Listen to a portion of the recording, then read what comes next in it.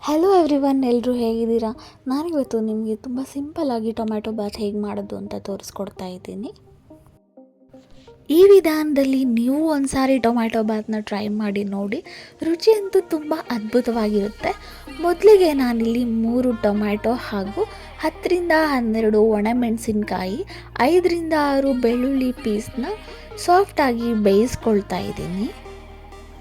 ಇದೆಲ್ಲ ಸಾಫ್ಟಾಗಿ ಬೆಂದ ನಂತರ ತಣ್ಣಗಾಗಕ್ಕೆ ಬಿಟ್ಟು ಮಿಕ್ಸಿಗೆ ಹಾಕ್ಕೊಳ್ತಾ ಇದ್ದೀನಿ. ಮಿಕ್ಸಿಗೆ ಹಾಕುವಾಗ 1 ಪೀಸ್ ಚಕ್ಕೆ ಹಾಗೂ 2 ಪೀಸ್ ಶುಂಠಿಯನ್ನು ಆ್ಯಡ್ ಮಾಡಿಕೊಂಡು ಸಾಫ್ಟಾಗಿ ಗ್ರೈಂಡ್ ಮಾಡ್ಕೊಳ್ಳಿ. ಈಗ ನಾನು ಒಂದು ಕುಕ್ಕರ್ಗೆ 1 ಸ್ಪೂನ್ ತುಪ್ಪ ಹಾಗೂ 2 ಸ್ಪೂನ್ನಷ್ಟು ಆಯಿಲ್ನ ಆ್ಯಡ್ ಮಾಡಿಕೊಂಡು ಚಕ್ಕೆ, ಲವಂಗ, ಸೋಂಪು ಹಾಗೂ ಸ್ಟಾರ್ ಮತ್ತು ಪಲಾವ್ ಎಲೆನ ಆ್ಯಡ್ ಮಾಡ್ಕೊಳ್ತಾ ಇದ್ದೀನಿ. ನಿಮಗೆ ತುಪ್ಪ ಇಷ್ಟ ಇಲ್ಲ ಅಂತ ಆದರೆ ಓನ್ಲಿ ಆಯಿಲ್ ಮಾತ್ರ ಆ್ಯಡ್ ಮಾಡ್ಕೊಳ್ಳಿ.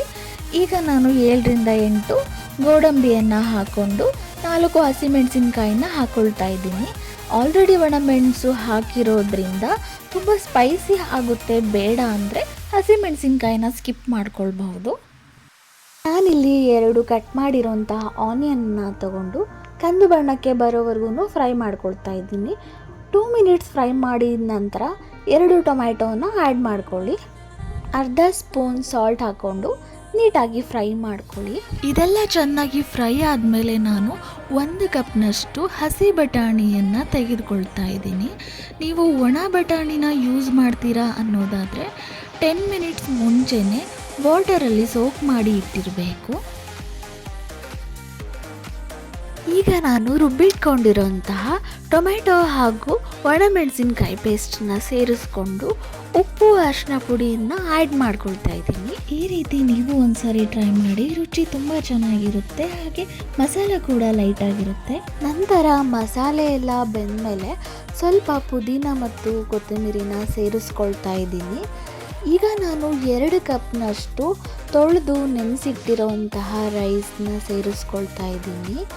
ಮಸಾಲೆ ಜೊತೆಗೆ ರೈಸ್ ನೀಟಾಗಿ ಮಿಕ್ಸ್ ಆದರೆ ರುಚಿ ಕೂಡ ತುಂಬ ಅದ್ಭುತವಾಗಿರುತ್ತೆ.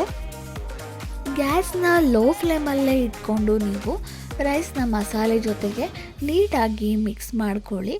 ಹಾಗೆ ನಾನಿಲ್ಲಿ 4 ಕಪ್ನಷ್ಟು ವಾಟರ್ನ ಆ್ಯಡ್ ಮಾಡ್ಕೊಳ್ತಾ ಇದ್ದೀನಿ. ಯಾಕಂದರೆ 2 ಕಪ್ನಷ್ಟು ನಾನು ರೈಸ್ ತೊಗೊಂಡಿರೋದ್ರಿಂದ ಮೆಷರ್ಮೆಂಟಲ್ಲಿ 4 ಕಪ್ನಷ್ಟು ವಾಟರನ್ನು ಆ್ಯಡ್ ಮಾಡ್ಕೊತಾ ಇದ್ದೀನಿ. ನೀವು ಅಗತ್ಯ ಇದ್ದಷ್ಟು ವಾಟರನ್ನು ಹಾಕ್ಕೊಳ್ಳಿ.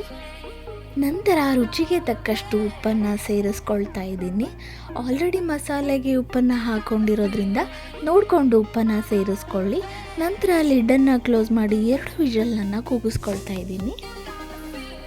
ನೀವು ಈ ರೆಸಿಪಿನ ಮಾರ್ನಿಂಗ್ ಬ್ರೇಕ್ಫಾಸ್ಟ್ಗೆ ಹಾಗೂ ಲಂಚ್ ಬಾಕ್ಸ್ಗೂ ಕೂಡ ಟ್ರೈ ಮಾಡ್ಬೋದು. ರುಚಿ ಕೂಡ ತುಂಬ ಟೇಸ್ಟಿಯಾಗಿರುತ್ತೆ, ಮಸಾಲೆ ಕೂಡ ಲೈಟಾಗಿರುತ್ತೆ. ನೀವು ನೋಡ್ಬೋದು ರೈಸ್ ಎಷ್ಟು ಕಲರ್ಫುಲ್ಲಾಗಿ ಮಸಾಲೆ ಎಲ್ಲ ಹೊಂದ್ಕೊಂಡು ಉದ್ರುದ್ರಾಗಿ ಬಂದಿದೆ ಅಂತ. I hope this recipe brought some flavour to your day. Thanks for cooking along with me. Bye everyone.